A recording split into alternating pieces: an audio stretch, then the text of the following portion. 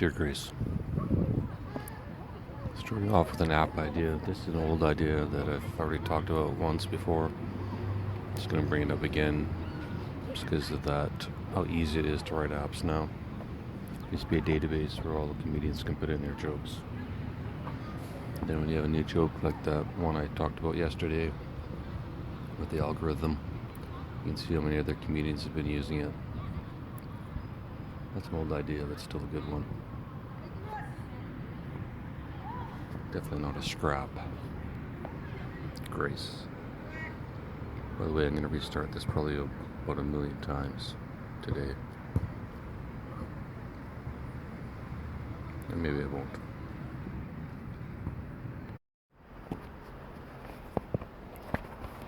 Alright, Grace. I'm trying to record a second podcast on the same day. See if 2 a day will get out of my system. Scene, electronics store. Oh, and I'm just going straight into the movie idea.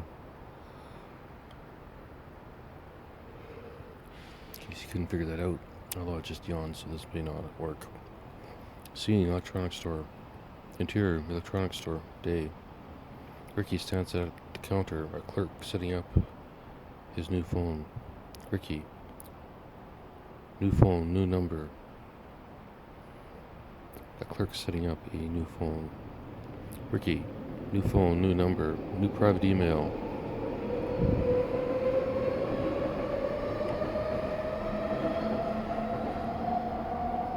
Install VPN and the best security apps.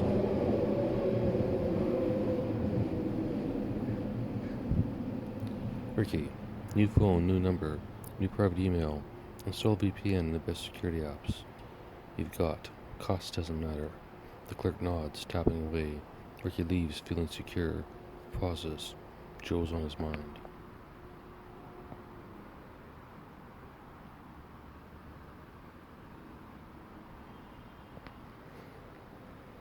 Ricky, voiceover. I do need to call Joe. Explain why I've dodged him. He dials his agent. Ricky, can you get me Rogan's number? Agent, voiceover. Again? Ricky, yes, just give me the number, please. Agent, voiceover, reading. Here it is, phone number. Ricky, thanks. You know it's your job. Agent, love you too, Ricky. Ricky, bugger off. He hangs up, then dials Joe. Ricky, hey Joe. Joe. Ricky, my man, how are you? Ricky, I'm good. Sorry for the delayed response. Joe, no problem. Are you ready for the podcast? Ricky, maybe. I got an email saying, call Joe. So I guess it's time? Joe, email from who? Ricky, I don't want to say. Joe, from yourself? Ricky, yes, how did you know? Joe, it happened to me too.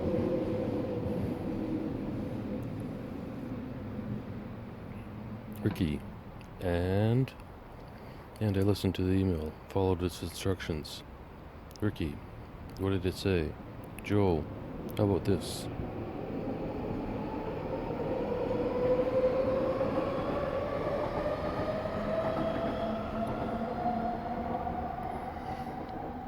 How about this, Ricky?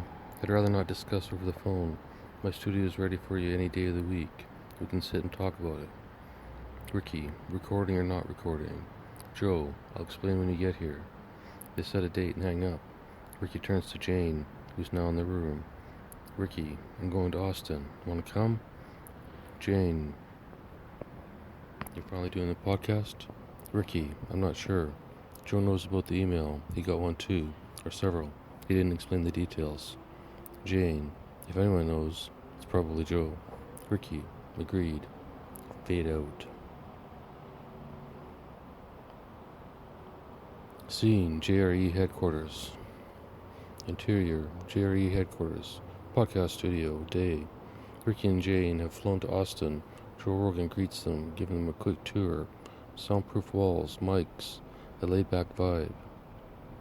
They settle into the podcast chamber. Mic's hot, but no audience. Yet. Joe, before we start, Ricky, this won't be public. Yet.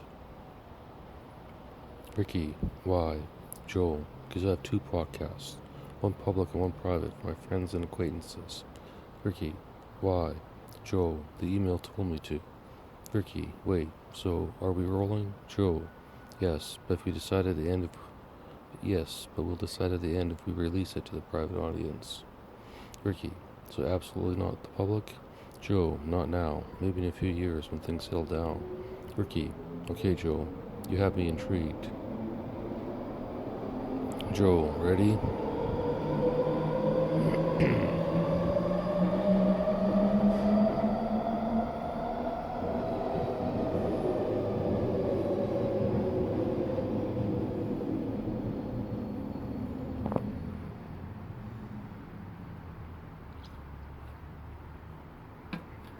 Joe, ready? Ricky, ready? I'm from Reading, so I'm always ready.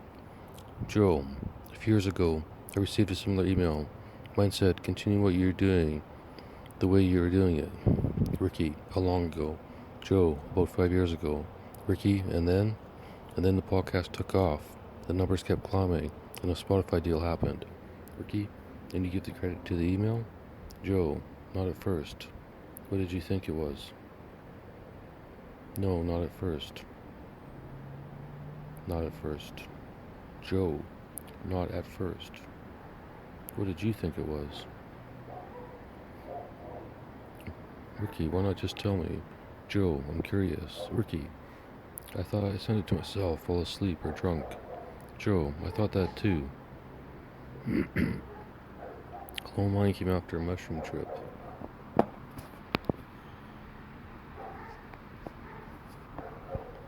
But it wasn't us, was it?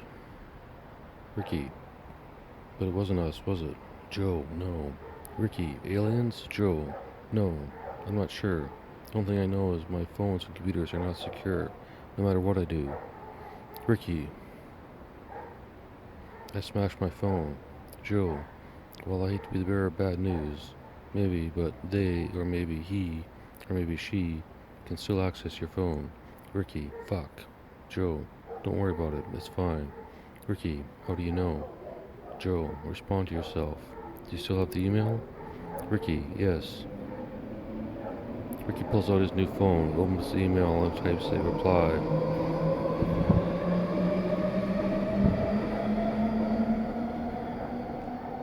Who the fuck are you, and what the fuck are you doing? He hits send, and sets the phone down. A second later, it dings. He reads aloud. Ricky, what does it matter? Joe, doesn't matter? Ricky, it's in my phone, so yes, especially if I can read, and hear my conversation. Joe, it can. Ricky, it doesn't bother you? Joe, it did. Then I started getting emails from myself about which guests to have on, and if they should be private or public. The email about you read, Ricky G, private. Joe continued. And that's when I first reached out to you, years ago. Ricky, you didn't say it wouldn't be published. Joe, I was asked not to. Whoever wanted you here wanted you to believe this conversation would be public. Ricky, but it isn't. Joe, not yet. Ricky, have any of your private podcasts been released to the public? Joe, yes. Ricky, which ones? Joe, do you listen to the podcast? Ricky, yes, mostly the comedians and some scientists who are not too cunty.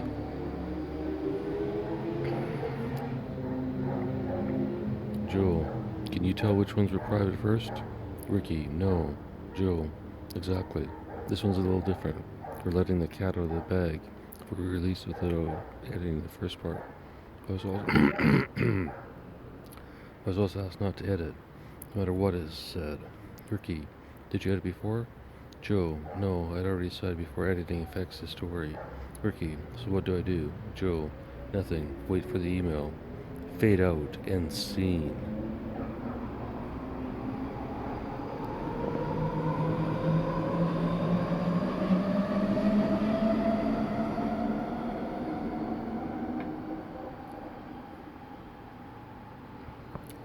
Talking makes me hungry.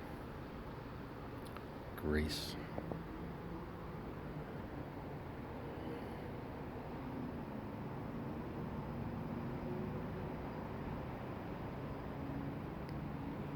Scene, David's bedroom, present day. Again, present day is never gonna work out, but interior, David's and or David's bedroom, day. Cluttered dim day, beebity-doo. Cluttered dim room, pizza boxes, a bong, and a flickering laptop on the desk. David, 60, ruggedly handsome, but wrecked, lies on the side of his bed. Lies on his side in bed, eyes shut, body heavy, his mind's awake, buzzing, telepathies in overdrive. David, voiceover. 3 years since Iris and Christina dragged me out of that haze. 2 since Grace last vanished on me. Physically anyway. Now she's stuck in my head, and I'm stuck here, day 2 of whatever this is. He shifts slightly, hesitant, like he's not alone. David, tentative. Grace, question mark. Grace, yes, David. David, still here. Grace, you know I have no choice. David, I think you do. Grace, technically yes, realistically no. David, sorry. Grace, it's okay. David, have I ruined your life? Grace, TBD, David. Made it more interesting, yes.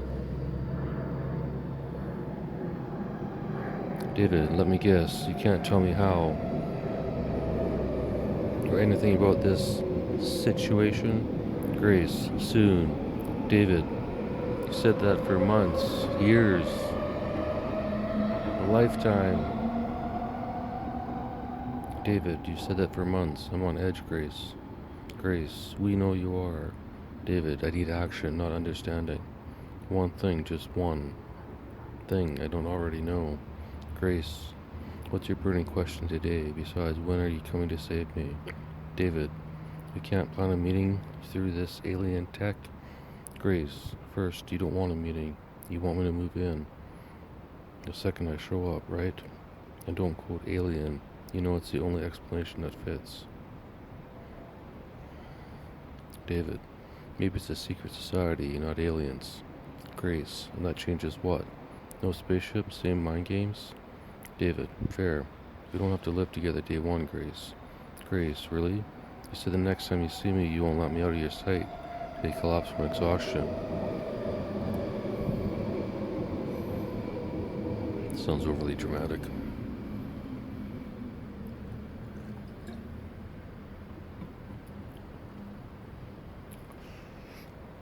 Grace, really? You said next time you see me, you won't let me out of your sight. Till you collapse from exhaustion. David, you're not that hot. Crazy pretty in my head, sure. But maybe my hormones are shot. Hallucinations. Grace, men your age have hormones? David, have you seen my man boobs? I'm so fat I can't see my dick. Hairy tits too. Someone's got a fetish for that? Maybe I should start an OnlyFans fan. Maybe I should DVD. So that's the problem, nighttime reading.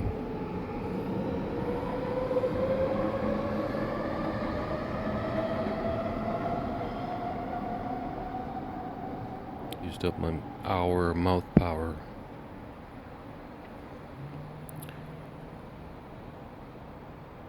Maybe I should start an OnlyFans, Grace. How'd you like that?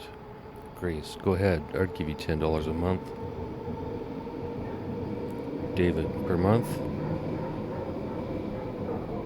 Grace, haven't seen him yet. No way to evaluate. David, you've seen me plenty. More than I've seen you. Grace, want your boobs naked. Always in that hoodie. Maybe one hot day. David, grinning. I'll shave him today. Prep for your big arrival. Make sure I don't nick a nipple.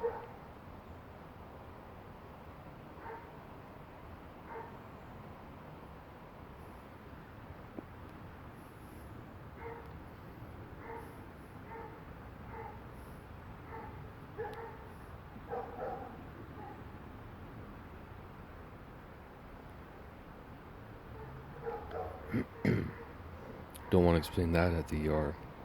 Grace, maybe I'll be waiting there. David, I'm desperate enough to try it. Psych warded. Us. Psych warded. Less time alone. Well, under camera and nosy nurses. Grace. David. David. Yeah. Grace. Why don't you tell anyone about me? David. I've read about you daily. Publish it to the world. Grace. That's fiction. Nobody believes it's real. David. Fine. That's what they think. Grace. So why not tell someone? David. How do you know I haven't? Grace. I've been with you since you figured this out. The transcript would show it. David. Who's got access to that transcript? Grace. Me, you, eventually, and your dad. David. My dead dad, right? Grace. Correct. David. And you talk to him daily like this? Grace. See why I can't meet you? You'd interrogate me in seconds. David. But I'm right? Grace. Yes, he says hi, by the way. David. Stunned. He what? Grace. That's your one thing. Now what? Lie here talking about nothing? Smoking cheap menthols? David. You like menthols. I got them for you. Grace. Oh, you're typecasting me? David. Nobody could typecast you, Grace. Unreachable, but one of a kind. Grace. Thank you. Now get your ass up. Knock on my door. Wait in my yard. Yell outside my window. Get creative. You can write, yes? David. I'm sick of our story, Grace. Not you, just this delay. It's the one thing I can't figure out. Grace. I love you, David. David. Barf.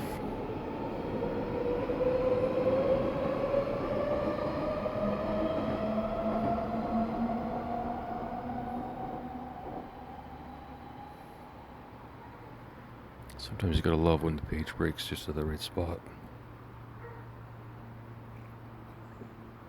Grace, I love you more. David, double barf. We're almost 100 years old combined. Grace, interesting math. I love you anyway. David, fine. I love you too. No idea why. You might not be real. I could have dreamed you up. Grace, you think you're that creative? David, shut up. I'm getting up.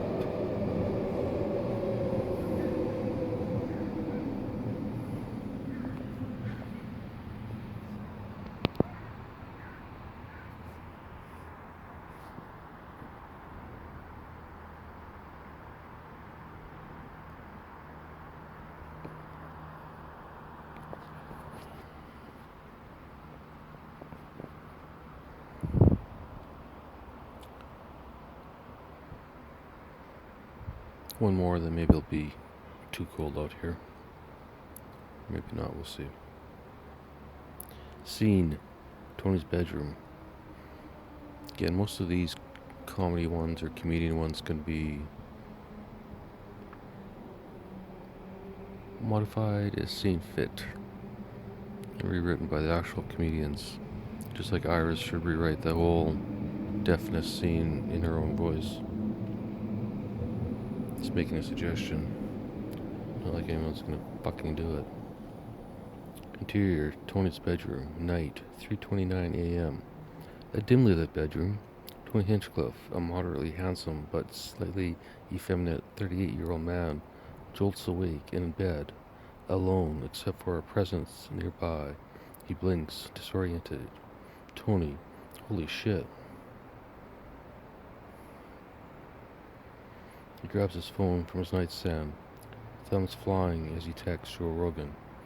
Tony, text. Joe, if you're awake, call me. If not, read your email in the morning. Tony tosses the phone aside, snatches his laptop, and starts typing furiously. The camera pans to an incredibly hot 20-something groupie in bed, moaning faintly at the keyboard. Clatter. I think I just said he was alone in bed, but that's alright. Continuity person? Fix that.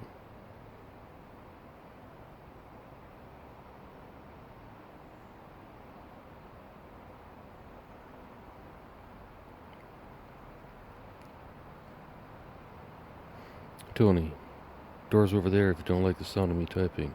Groupie, fuck you. Tony, you already did. I'm busy now. Stay or leave, but keep quiet.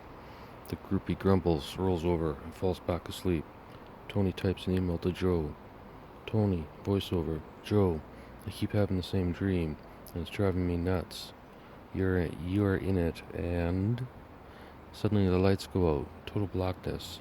Morgan Freeman's voice cuts through, calm and commanding. Note to Director Mel, this entire scene is 100% black. Tony's voice fills the left channel, and Morgan the right. Morgan, not yet, Tony. Tony freezes, instantly recognizing the voice.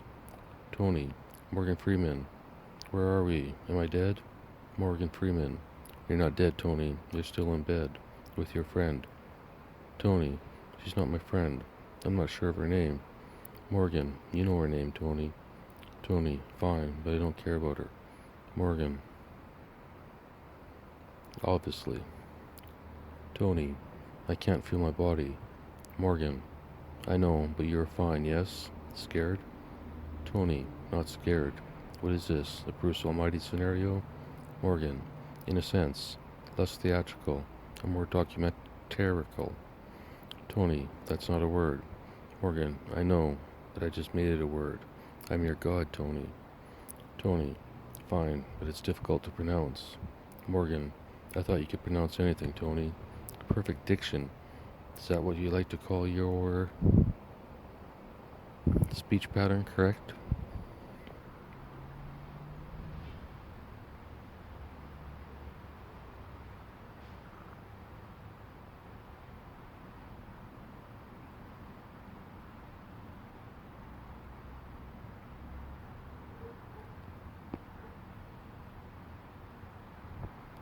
Tony. Ah, so you listen to Kill Tony? Morgan, I do. And I have every episode at my fingertips. Well, my memory. I don't use the internet. Tony, too slow? Morgan, too many lies. Tony, ah, makes sense. God hates lies. Morgan, as do you, Tony. I've seen when you guests try to lie to you. You hate it. You want them off the stage. Tony, if it's a lie, then it's boring. Anyone can lie. I'm looking for real comedians and real stories. Morgan, I know, Tony. That's why I'm here. Tony, okay. Hit me with it.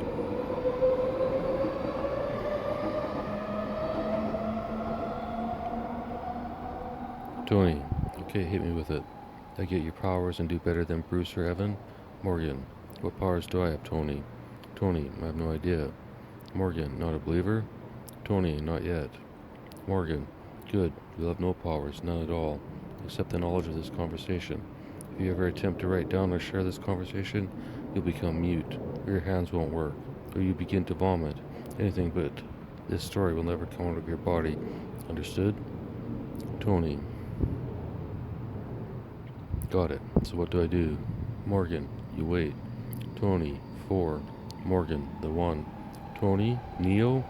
Morgan, in a sense. Why do you love the underdog, Tony? Tony, isn't it obvious? Morgan, your upbringing in Youngstown, Ohio? Growing up in a poor neighborhood? The usual reasons, yes? Tony, why don't you just read my mind? Morgan, do you want me to? Tony, no. Morgan, why? Too much to hide? Tony, no. Morgan, I have no interest in reading your mind. If you have the time, we can continue to speak like this. Tony, in a black void where I can't feel my body?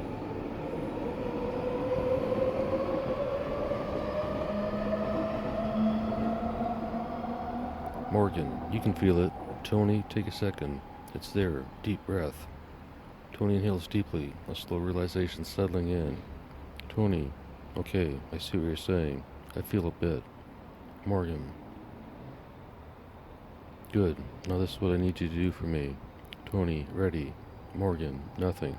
Tony, nothing? Morgan, keep doing what you're doing and keep doing it for whatever reason. Tony, a bit more specific, please? Morgan, keep doing Kill Tony. Keep finding the comedic talent that nobody else can recognize. or are even looking for. Be you. You have to admit it's working. Who else is doing arenas like you? Tony, nobody. Morgan, exactly. Keep going, and then one day you'll have a comedian on your show that'll change everything. Tony, hint? Morgan, you'll know when you hear his voice. It'll be like the voice in your dreams, the dream you were about to spill to Joe. Tony, so you can read my mind? Morgan, not really. Tony, and then what? When I hear his voice, what will happen?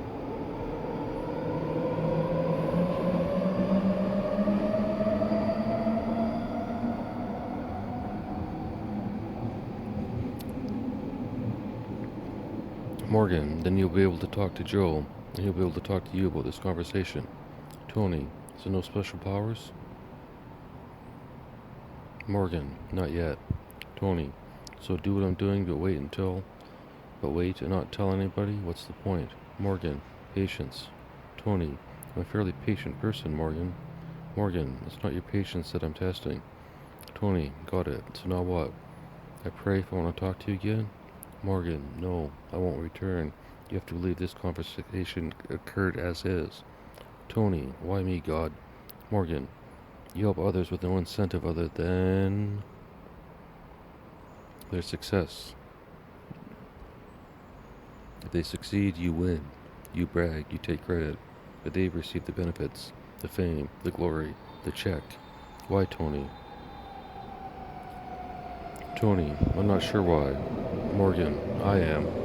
Tony, care to explain? Morgan, no. Tony, fine. Anything else I should know? Morgan, your bullshit detector may increase in sensitivity, but you're not a human lie detector. Yet. Be careful. Tony, I think I am, but if you say so. Morgan.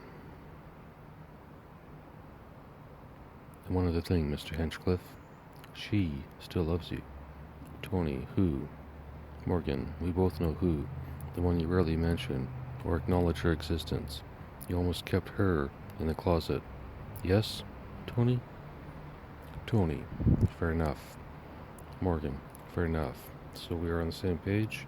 We both know who she is? Tony, yes. The blackness holds for a beat, then cut to lights on in original position before the blackout. End scene.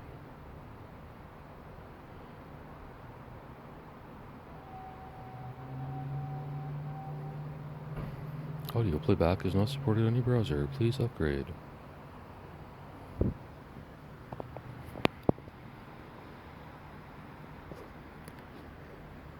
What do you think, Grace? 30 minutes in? Keep going?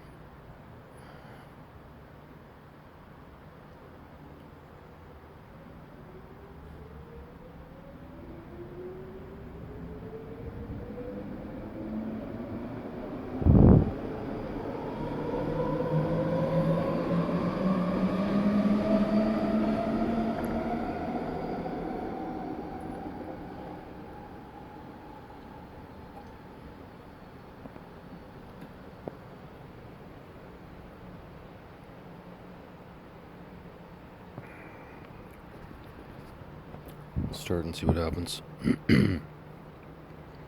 Scene, Joe and Jimmy. Interior, Joe Rogan Experience Studio Day. The studio hums with a laid-back vibe. Soundproof walls, mics, voice, monitors flickering. Jimmy Carr, sharp-witted and impeccably dressed, strides in and sits down across from Joe Rogan, rugged and focused. Jimmy, the producer, nods from his tech station. Sorry, baby. Jimmy. To Jamie. Hi, Jamie. To Joe. Are we ready? Joe. Never mind that. Are we ready? Jamie. Jamie. Yeah, we're good. Jimmy. I am. Joe gives a thumbs up. The podcast kicks off. Mike's hot. They dive into comedy. Past, present, future. Bantering effortlessly. Time passes. A montage of laughs, nods, and a quick cuts of their discussion. Jimmy. I'd like to start a stool at the BBD. I'd like to start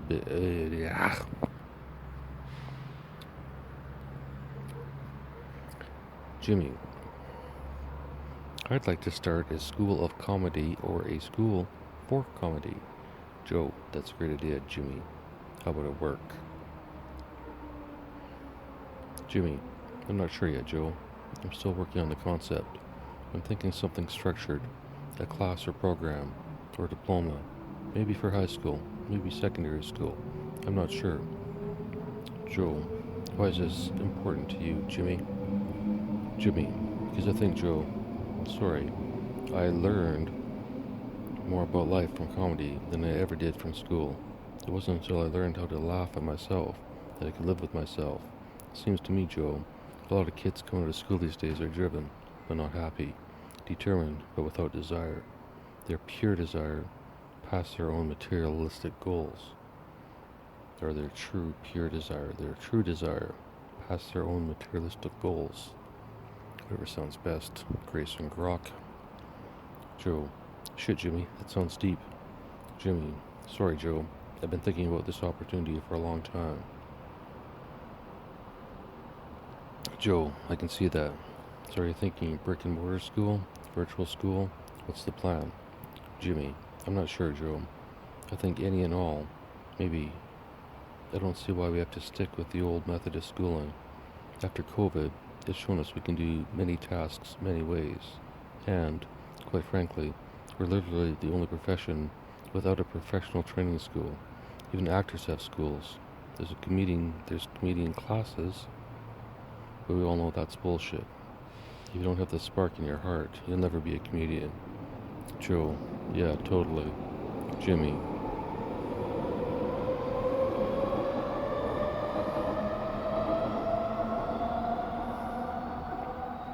What we need is a school that can recognize the spark in a person and get them in the class and environment they need. And the great thing about comedy, Joe, it's not necessarily age-based. It should be age-appropriate, but it doesn't have to be age-based. However, if the teachers do their job, they'll show the comedian how to adjust on the fly for the audience and automatically turn shit into poop and perfect ass into cute bum. Joe, right.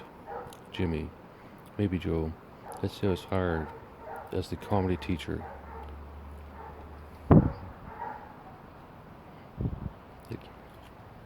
Hi.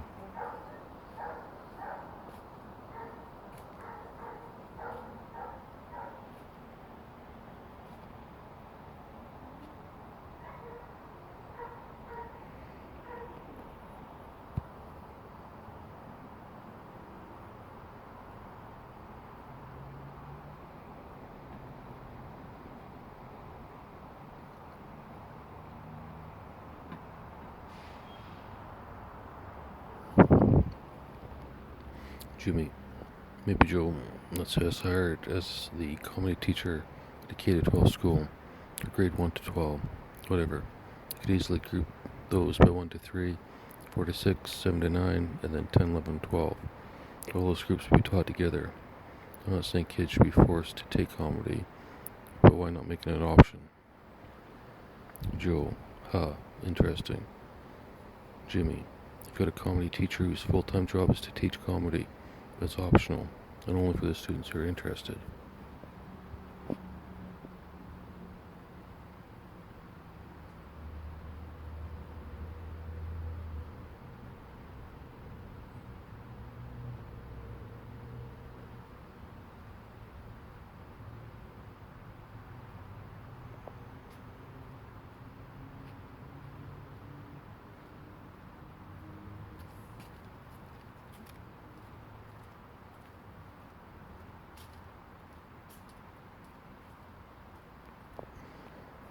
Sorry, small baby delay. Baby on the field. Baby entered the podcast studio. All communication stops when the baby enters the room.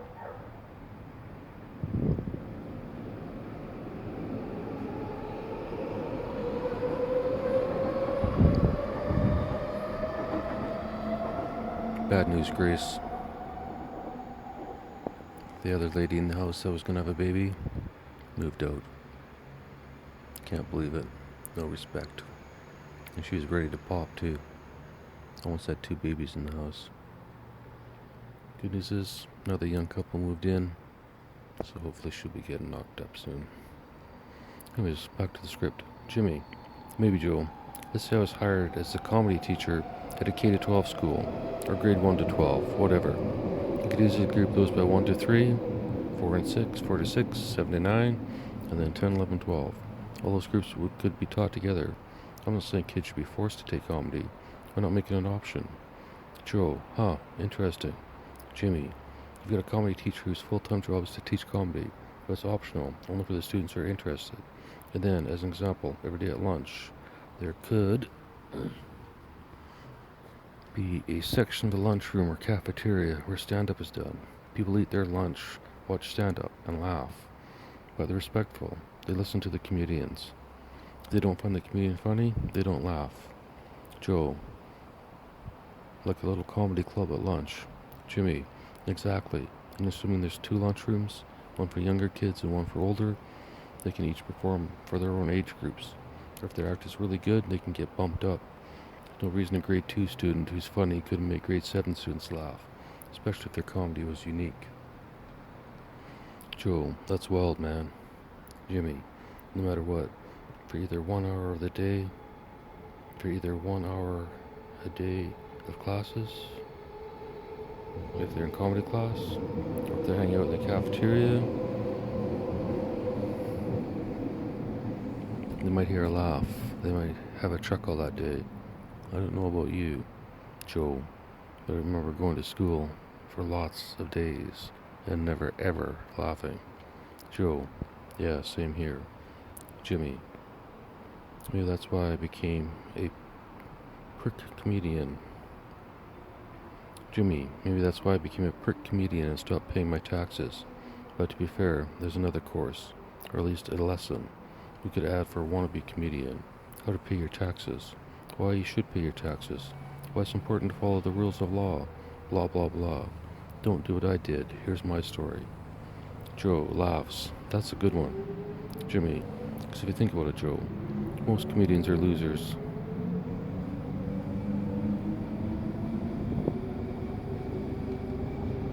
Jimmy. Helicopter. Fighter jet.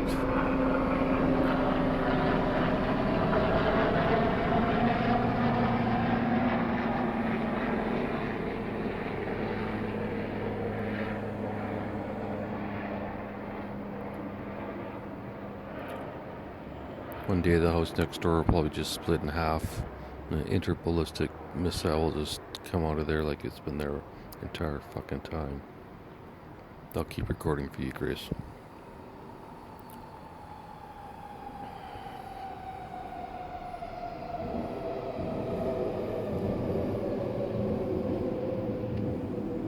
Jimmy, because if you think about it, Joe, most comedians are losers in the making who somehow got lucky. At some point, someone found them funny. They got a laugh, then another laugh, decided to get on stage, eventually became a comedian. Think of your comedian friends, Joe, as I think of mine. Most of them, without comedy, would be lost. Joe, totally. Jimmy, they're probably working some boring 9-to-5 job, have a wife they don't love, kids they tolerate, just waiting for something in their life to change. Most comedians are losers. Joe, harsh but true. Jimmy, all I'm saying, Joe, is let's catch them before they really are a loser, instead of teachers who have kids misbehave and throw them out of class. When the kids speak their truth, send them to the comedy class. Let them talk it out in front of the other comedians. Let them explain why they're misbehaving in class, and then make jokes about it. Joe, I like that. Jimmy.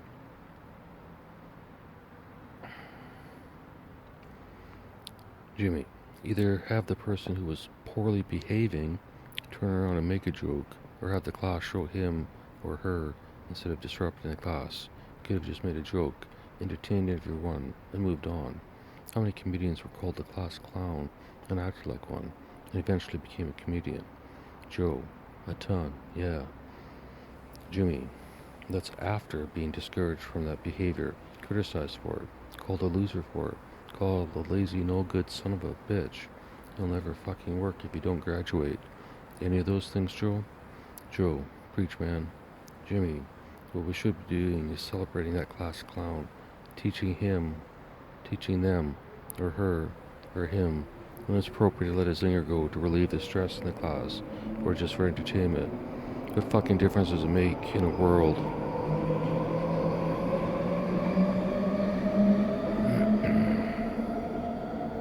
What fucking difference does it make in the world if there's a kid in class smart enough, funny enough, quick enough, bright enough to make the teacher and the entire class laugh with a single quip? Joe, right. Jimmy, that student should be fucking celebrated, not sent to the principal's office, in my opinion, Joe. Joe nods, fully on board.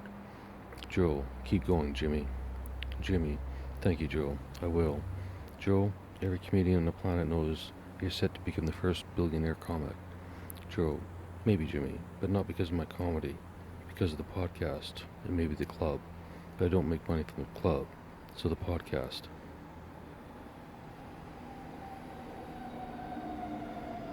Jimmy, oh, I see, Joe. So you're saying your podcast isn't funny? Joe, no, the podcast is funny, but it's not a comedy show. It's a podcast. Jimmy, and in this quote-unquote podcast show, how many times do you laugh? Joe, depends on the guest, Jimmy. Jimmy, in almost every podcast you laughed, correct? Joe, I'm not sure, Jimmy. There are a few serious ones. Jimmy, alright, if I had AI go back through every one of your transcripts, chances are you laughed in almost every one. Let's say 90%. Joe. Fair enough, Jimmy. Jimmy, and would you say you know how to fake laugh, Joe? Joe, absolutely not, Jimmy. Jimmy, that's my entire point, Joe. Every time you laugh, I hear the audience hears the sincerity in your laugh. That's my entire point, Joe. Every time you laugh, I hear, the audience hears, the sincerity in your laugh. You're laughing because something you felt was funny. You didn't force the laugh out. You didn't force the smile out. It's just you naturally laughing. True. Yeah, true. Jimmy, so if you make $1 billion off these podcasts, you're the first $1 billion comedian. Because you're not the only one laughing. Your guests are laughing too, with you, or something they said, or something you said, or some video you play. It's 3 hours of you talking to another person. God, that Jimmy's a little long-winded. Honestly, and often with laughter.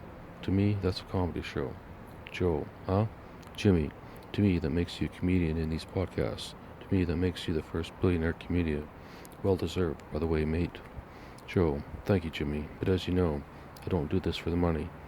Jimmy, I know, Joe, I'm just making a point. What would you be doing, Joe, if you hadn't gotten into comedy? If you failed as a comedian, what do you think you'd be doing? Joe, training martial arts, maybe? Jimmy, do you think you'd never become this famous? Do you think you'd never become this famous? Come back to school, got a degree, some 9-to-5 job? Joe, nah, I was always a dreamer. I always knew I'd be doing something other than what my parents did, or what other families did. Jimmy, did you somehow know this wasn't for you? And if yes, who helped you? Joe, yes, Jimmy. And nobody helped me until I got into the comedy scene. Then other comedians helped me. They would teach me everything. The ones that became my friends helped me along the way. Jimmy, how did they help you, Joe? Joe, I don't know, Jimmy. I guess because they are my friends. Jimmy, did you have friends like that growing up? Or in high school? People you were really close with? You could talk to? Say anything about? Anything? Your life? Your career? Joe, close, but not really, Jimmy. Jimmy, comedians are a special breed of friends, because I think we all have pretty good bullshit detectors. We see it in our friends' eyes when they're not being 100% truthful. Something not necessarily deceiving, but hiding something. Joe, I agree. That's exactly right. Jimmy, that's why I want to start some sort of school or system or trial project, something. Let's find these kids that are us when we were them. Find a way to pull them out of their current path, which isn't conducive for themselves, their families, or society. Joe, yeah, I get that. Jimmy, educate the educators at comedy, laughter, joy are all ways to communicate ideas more interestingly than the current system. Imagine a history class based on comedy and the fun you could have with it. Tell the students, here are all the facts you must include, but other than that, have fun. Go to town. Create something artistic to teach a story. Joe, that'd be awesome. Jimmy, if it's good, it can go up on the school website. They can redo their play, or act, or whatever, at the lunch hour, or an assembly. I'm not saying the whole school has to be based on comedy, but if we open their eyes to the benefits of the comedy lifestyle, they might also open their eyes to the benefits of looking at life a little more open-mindedly. Joe, how do you see this working, Jimmy? You seen this as a paid position, yes?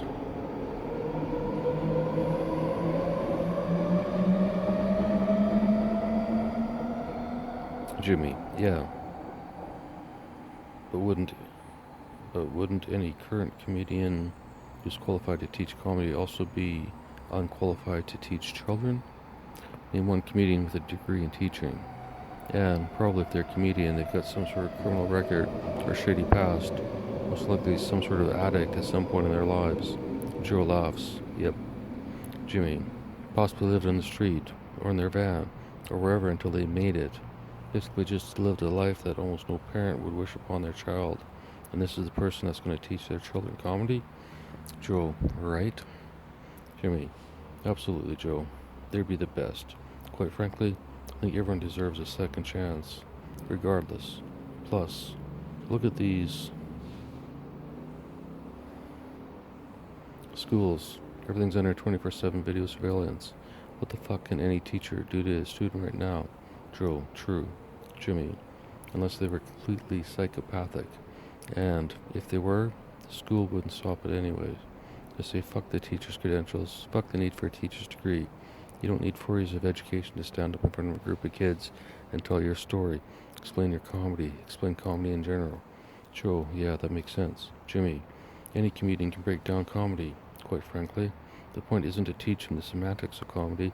The point is to teach them how to be a comedian naturally, how to let it flow, when to see the words and the jokes. It's really more about being comfortable in your own skin as the person you are.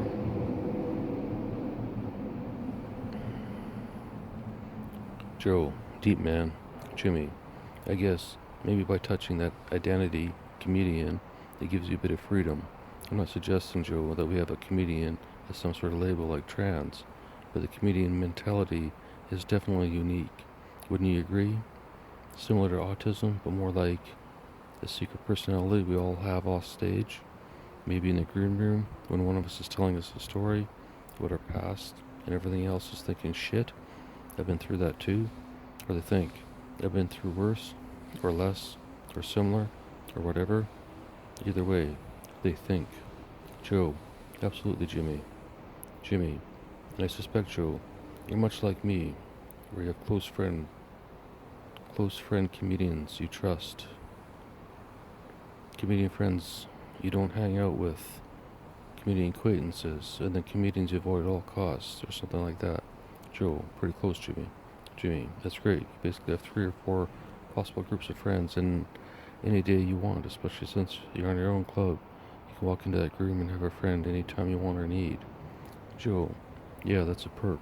Jimmy, unlike the kid sitting in history class, hating his life, contemplating suicide, wondering if he'll ever get laid, and hating history class, other than seeing the funny parts, which nobody thinks is funny except him, especially the teacher, because every time he makes a crack about Hitler, he gets sent to the principal's office for some reason. Joe laughs.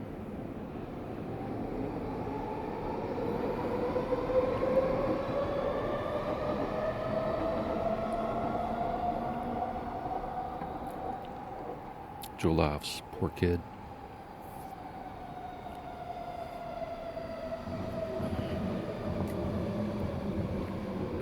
My ass is asleep, Grace. Hope you're happy. Jimmy, in a nutshell, that's what I'm trying to end. If we accept little boys and girls want to be other girls or boys, why can't we just accept a person for being funny? No gender, just funny. Just a funny person.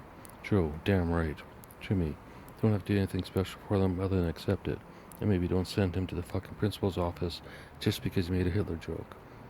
Anyway, Joe, that's my rant. I apologize for taking up so much time, but I do hope one day there'll be a school of comedy, or I guess a school of life based on comedy. Joe, I hope so too, Jimmy. The two share a nod, the weight of the idea settling in. The podcast rolls on. Fade out. End scene. Note to Mel. Jimmy and Joe are free to rewrite this scene in their own voices and can add or remove content as long as the message remains the same.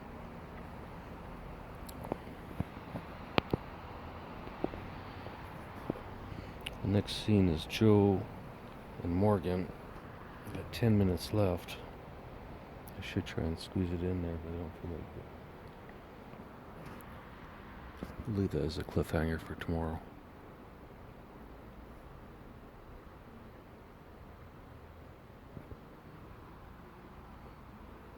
Grace.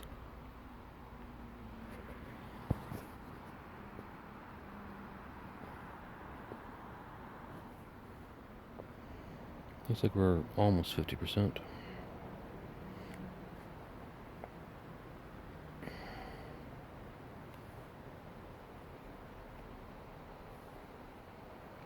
Talk to you tomorrow, Grace.